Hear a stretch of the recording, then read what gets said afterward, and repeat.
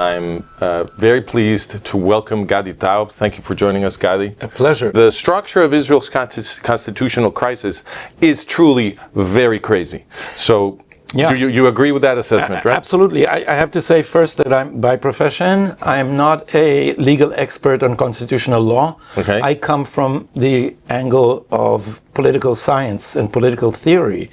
And from our point of view, the whole discourse of Israel's constitution is completely skewed by obfuscating judicial sounding terms. In political science, we ask, who holds sovereignty? Right. The question is simple. And if sovereignty is defined as the authority of final decision over the political and legal sphere, then sovereignty in Israel resides with the Supreme Court. The Supreme Court can stop the Knesset from making new basic laws if they don't like them, right?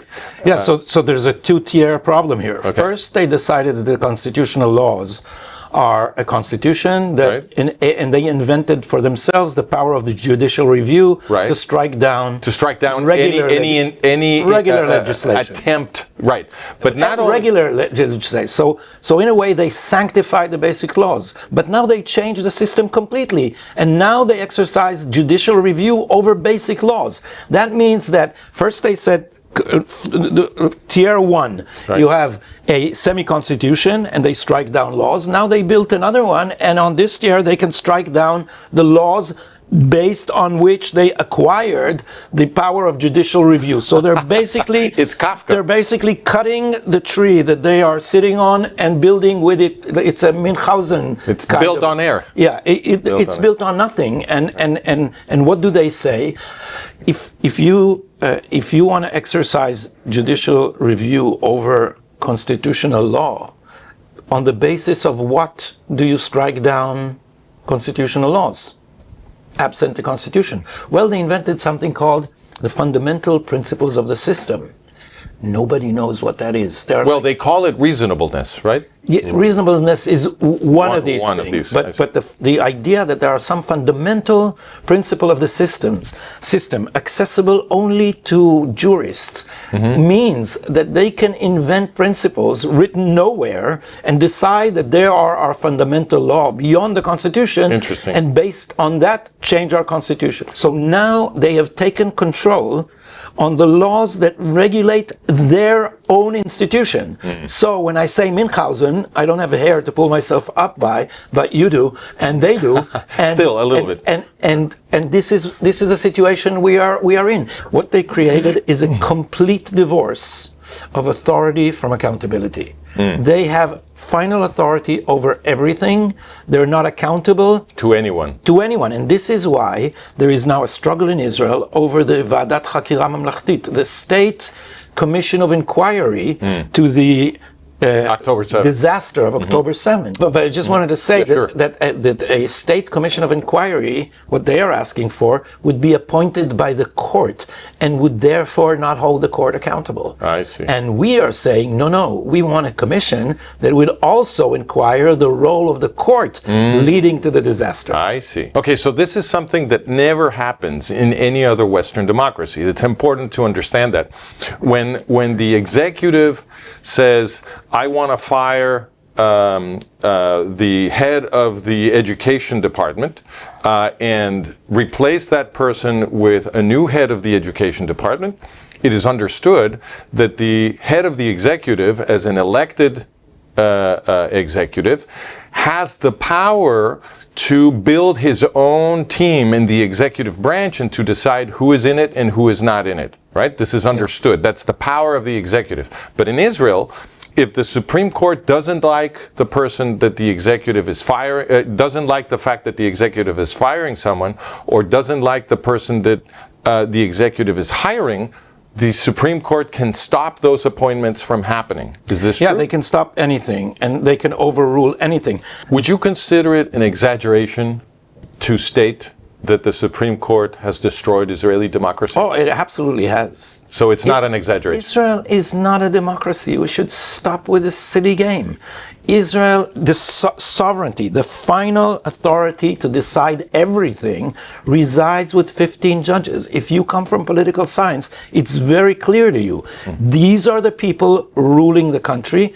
They have veto power over the appointment of their associates. And what is worse, they are woke and left. The median opinion in the court is more or less that of Meretz, a party too far left to even exist now. To have passed the threshold to the parliament. So They we no have longer exist. something outside the spectrum of the Israeli electorate ruling Israel. And at one point, this structure is bound to break. The idea that you can, in a free society, impose the rules of the minority forever on the majority against its will and in direct confrontation with their opinions is ridiculous. The judges are imposing incredibly strict and progressive interpretations of international law.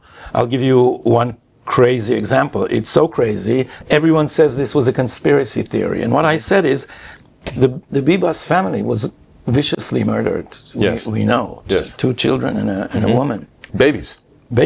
And the IDF knew who the people who kidnapped them were and where they were.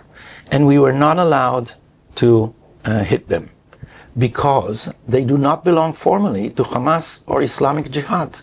And therefore, the Attorney General of the IDF said that they are civilians protected by the first protocol of the Geneva Convention. And the Geneva Convention is intended to protect civilians who get caught in the midst of fire. So if you're in a combat zone in Ukraine and you pick up a weapon to defend yourself, you are still a civilian and you are protected. And after you lay down your weapon, the other army, it's illegal to shoot you. But these are not civilians getting caught in a combat zone. This is part of an terrorist invasion of our country, people who committed crimes against humanity. Why on earth should the IDF protect them based on the Geneva Convention? This is absurd. It's an anti-Israeli ideology, it seems. No, I'm not sure. They have an ideal and they see it as their job and their purview to protect their conceptions of universal human rights. Right, but universal is not Israeli. They're anti any country that asserts its right to protect its national identity. So could we capture this ideology then by calling it pro-jihadi? There are a form of autoimmune disease that the West has, in which it is more important to purify yourself by self-flagellation and declare your own guilt than it is to protect your culture and identity. And so in the name of the most radical interpretation of your own culture, you let in the very elements that would destroy it. So the woke always say that they're against racism, but they're not against racism. They're against the racism of one group. Why does an Israeli prime minister need to do anything that the president of the United States or the president of any other country demands? Why? Have you been here during Iron Swords? Sure. No, I was not here. You're not? No. So you would have known that they were stepping on our oxygen supply, which is ammunition. We had no ammunition. Right, but you had no ammunition because you chose to be dependent on U.S. ammunition, right? Do you think we can fight the U.S.? Do you think we can directly confront the U.S.? Because I think... Are you imagining that the U.S. would ever have the right political grammar to launch a direct attack on Israel? Are you afraid of that? The United States almost annihilated the state of Israel. When? And by acquiescing to the Iranian nuclear program. Well, then they're not your friends. That's my point. If the U.S. government... They're not always our friends. It depends. The Democratic Party is certainly not our friends. And had Kamala Harris been elected, the existence of the state of Israel would have been in danger. Okay, so if you believe that the people running the United States are not your friends, you should not be dependent on them. Israel cannot survive without any superpower fine. support. Here's Ben-Gurion thought so, and he always made, Ben-Gurion, mind you, faced the United States and the Soviet Union together in 56, but he was always in search of a superpower ally, because Israel is a tiny little country in a huge hostile area. Fine, but here's the question: if the people running Israel, if the Israeli bosses, as I insist in calling them, can do something that is very easy and cheap to do, that will protect the state of Israel, they should do it. Especially if it's something that the President of the United States cannot do anything about. We've made the serious mistakes. The Oslo was constructed out of the Madrid Peace Conference of 1991. That's where all this business began. In which we were forced to participate. You were not forced to participate. No. You chose to participate. This is very important. I think the security... It was Shamir. That was Yitzhak Shamir. There was no more stubborn prime minister ever in Israel and more resistant Evidently, to pressure. he could be even more stubborn because he went How do you know that? Because he went to Madrid. How do you know that they didn't have leverage to suffocate us? How do you know that? Well, I know. How do you know that they couldn't pass a Security Council resolution demanding inspection of our nuclear facility? All right, so how do you know that? Okay, fine. So you're saying that it is possible to exert sufficient pressure on Israel that will justify an Israeli prime minister bringing the people who want to commit genocide against the Jews into the Jewish state. What is this black and white? I think it's black and white. I think if people want to murder all of the Jews, that's black and white. What the Israeli prime minister should have done, whoever he was, when the U.S. pressure began to bring PLO Fatah into the Jewish state, all that he needed to do was to convene a live press conference. Nobody can stop a live press conference. And Israel is always front page news everywhere in the world. So if the Prime Minister of Israel convenes a live press conference to make an important announcement about the Arab-Israeli conflict, they will all show up. You're transmitting live. Okay? And then he uses that opportunity to explain to the Israelis and to the whole world that the U.S. government is pressuring him to allow inside the Israeli state, the Jewish state, created to protect the Jews from genocide, an organization that created Jihadi Iran, which is promising to commit genocide. And he lays out. Wait.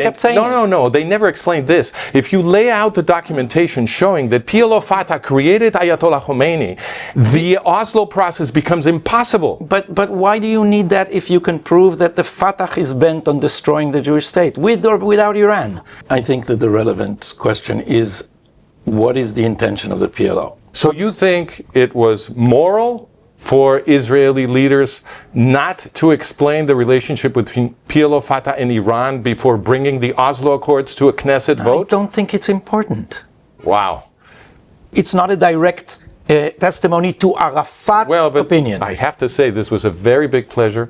I'm I feel like I understand the Israeli constitutional crisis a lot better now. So thank you so much for that. Thank you very much.